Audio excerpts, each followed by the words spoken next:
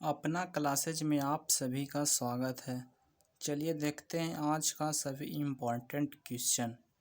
पहला क्वेश्चन है, हाल ही में बांग्लादेश में किसे भारत का नया राजदूत नियुक्त किया गया है?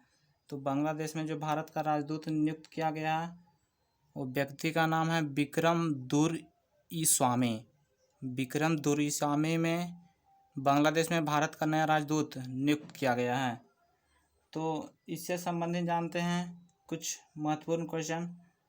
तो बांग्लादेश के कैपिटल है ढाका, बांग्लादेश का करेंसी है टाका, बांग्लादेश का प्रेसिडेंट है अब्दुल्ला हामिद और बांग्लादेश का प्राइम मिनिस्टर है शेख हसीना। बांग्लादेश का स्थापना हुआ था 26 मार्च 1971 को और हमारे देश भारत और बांग्लादेश के बीच जो संयुक्त सैन्याभ्यास होता है उसका नाम है संप्रति का आयोजन इस साल मेघालय में किया गया था। मेघालय की अगर जगह पूछेगा तो उमरोई में यह इसका जो था 9वां संस्करण था और यह टोटल 14 दिन संयुक्त सैन्याभ्यास चला था। तो चलिए वहाँ देखें बांग्लादेश में भारत का नया राजदूत। तो और 2-3 देश में जो अभी वर्तमान में नया बना उसके बारे में तो देखिएगा, अफगानिस्तान लिखा हुआ है। अफगानिस्तान के नया राजदूत रुद्रेन टंडन। तुर्कमेनिस्तान के नया राजदूत बना है डॉक्टर विधु पी नायर और चेक गणराज्य का नया राजदूत बना है हेमंत कोटलवार और अमेरिका का नया राजदूत बना है तरनजीत सिंह सिंधु। तो आप लोग को इतना देश का राजदूत के बारे में पता हो गया। आज का सभी वीडियो इम्पोर्टेंट है, आप पूरा ज़रूर देखिएगा, लाइक शेयर और सब्सक्राइब जरूर कीजिएगा। चलिए देखते हैं नेक्स्ट क्वेश्चन। हाल ही में किसे बॉन करमन पुरस्कार 2020 के लिए चुना गया? तो बॉन करमन पुरस्कार 2020 के लिए के सिवान को चुना गया। के सिवान आपको पता होगा, ये जो है इसरो के वर्तमान अध्यक्ष हैं। के सिवान जो है इसरो के वर्तमान अध्यक्ष हैं। ये अवार्ड जो है इंटरनेशनल एकेडमी ऑफ एस्ट्रोनॉमिक्स के द्वारा दिया जाता है। ये घोषणा कर दिया, लेकिन ये पुरस्कार इनको मार्च 2021 में फ्रांस की राजधानी पेरिस में दी जाएगी। और इसरो के बात हुआ तो इसरो के वर्तमान अध्यक्ष के सिवान। इसरो का full form Indian space research organisation. ISRO की स्थापना 1969 और इसका मुख्यालय बंगलौर है। चलिए देखते हैं नेक्स्ट क्वेश्चन। हाल ही में किसे इलाइट्स एक्सीलेंस अवार्ड से सम्मानित किया जाएगा? तो इलाइट्स एक्सीलेंस अवार्ड 2020 से छत्तीसगढ़ राज्य को सम्मानित किया गया।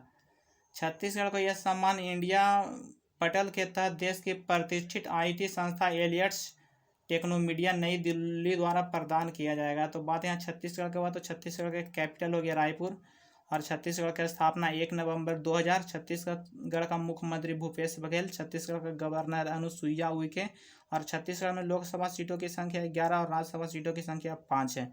चलिए देखते हैं नेक्स्ट क्वेश्चन। किस राज्य सरकार ने गोधन न्याय योजना के अंतर्गत किसानों से 2 रुपये प्रति केजी गोबर खरीदने की मंजूरी हुआ है?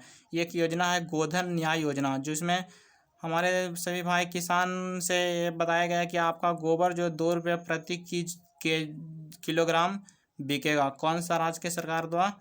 तो छत्तीसगढ़ के यहाँ जो बात हुआ है तो छत्तीसगढ़ के बारे में अभी हम लोग फिर सुनते हैं। छत्तीसगढ़ का स्थापना 1 नवंबर 2000 को हुआ था। छत्तीसगढ़ की राजधानी रायपुर है।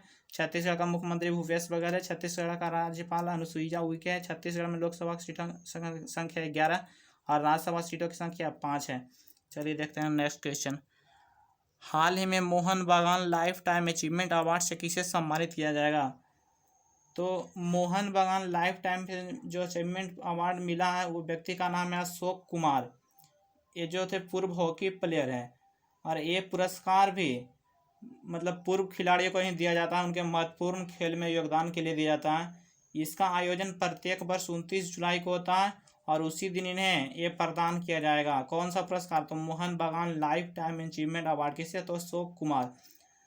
और इसका आयोजन इस साल कोविड-19 को देखते हुए ऑफलाइन नहीं बल्कि ऑनलाइन किया जाएगा। तो बात हुआ यहाँ मोहन बागान लाइफ टाइम अचीवमेंट अवार्ड का, तो अशोक कुमार। और एक क्वेश्चन बनता है कि मोहन बागान रत्न पुरस्कार किसे दिया गया? तो 2 को दिया गया, पलाश नंदी और गुरबख्श सिंह को। दोनों 2 क्वेश्चन है, कन्फ्यूज नहीं होना इसलिए दोनों बताएं। मोहन बागान लाइफ टाइम अचीवमेंट अवार्ड अगर पूछेगा तो अशोक कुमार और मोहन बागान रत्न अगर पूछेगा तो पलाश नदी और गुरबख्श सिंह को दिया गया। पलाश नदी पूर्व क्रिकेटर हैं और गुरबख्श सिंह हॉकी के पूर्व खिलाड़ी हैं। चलिए देखते हैं नेक्स्ट क्वेश्चन क्या है। तो नेक्स्ट क्वेश्चन है, भारत का एकमात्र गोल्डन बाघ किस राज्य में देखा गया? तो असम। असम में हम लोग जानते हैं कि वहाँ जो काजीरंगा नेशनल पार्क है वो एक सिंह वाले गैंडे के लिए प्रसिद्ध है। तो असम के बात हो तो असम के कैपिटल दिसपुर, और असम के मुख्यमंत्री सर्बानंद सोनोवाल, असम के गवर्नर जगदीश मुखी। असम में लोकसभा सीटों की संख्या 14 और असम में राज्यसभा सीटों की संख्या 7 है। चलिए देखते हैं नेक्स्ट क्वेश्चन। किस IIT ने दुनिया की सबसे सस्ती कोरोना किट तैयार की है? तो हमारे देश के ही एकदम IT कंपनी IIT दिल्ली ने दुनिया के सबसे सस्ती कोरोना किट तैयार किया है। फिर इसमें बताया गया कि इसमें आपको टोटल चार्ज 650 रुपया में आपको टोटल जांच की जाएगी। और इससे पहले जो बाज़ार में अभी तक आया था कम से कम आपको 4500 रुपया तक था, लेकिन ये जो IIT दिल्ली ने लॉन्च किया है उससे 650 रुपया कीमत में आपको सभी जांच की जाएगी। और इसे कोरोशेयर नाम दिया गया है। क्या नाम दिया गया है? कोरोशेयर। और इसे दिल्ली के फर्म न्यूटेक मेडिकल डिवाइस के साथ मिलकर तैयार किया गया है। इसका जानकारी हमारे देश के HRD मिनिस्टर रमेश पोखरियाल और राज्य मंत्री संजय धोत्रे ने बुधवार को लॉन्च किया। चलिए देखते हैं नेक्स्ट क्वेश्चन। नेक्स्ट क्वेश्चन है आपका, UNO की किस वर्षगांठ के अवसर पर PM मोदी ने 17 जुलाई को संबोधित करेंगे? तो UNO को 75वीं वर्षगांठ पर हमारे देश के प्रधानमंत्री संबोधित करेंगे। तो ये 75वीं वर्षगांठ है, यानी UNO का स्थापना जो हुआ था 24 अक्टूबर 1945 को हुआ था। और इस बार जो मनाया गया इसका 75वीं वर्षगांठ मनाया जाएगा।